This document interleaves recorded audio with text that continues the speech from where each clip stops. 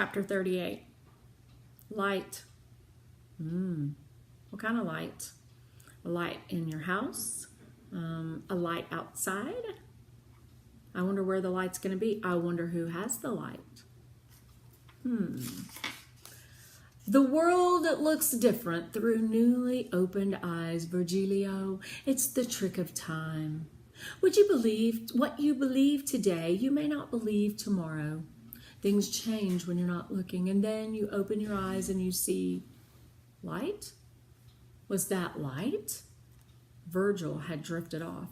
A few hours ago, he wouldn't have thought it was possible to sleep when your life was in grave danger, but he'd actually fallen asleep, cradling Gulliver close to him. All the crying, the fear, and loneliness had wrapped a big, heavy blanket around him and told him to rest. So he had. But now, the darkness on the other side of his eyelids shifted, and there was light.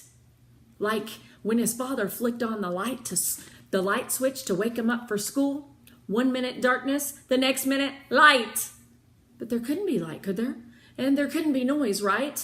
People calling his name? It sounded like someone was calling his name.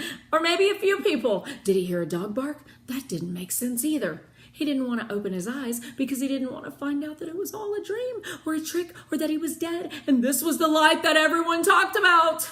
If he opened his eyes, it wouldn't be real. He wouldn't hear Kaori and Jen calling out, "Virgil! Virgil!" And then a third voice, a girl's that sounded like a voice he knew. But it couldn't be.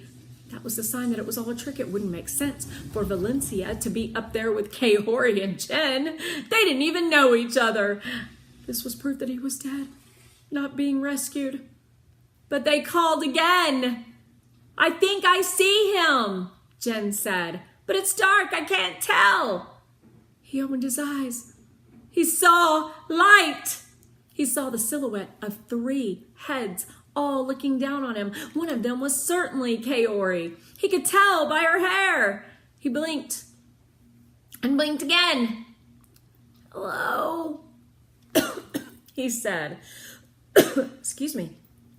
His voice was quiet and hoarse. "Hello." "Louder, Bayani, louder." "Hello," he called. "Hello." Something. A rope, maybe? Had they thrown a rope?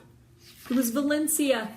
It was Valencia, coming down faster than he had done hours before, but slowly enough to watch her step.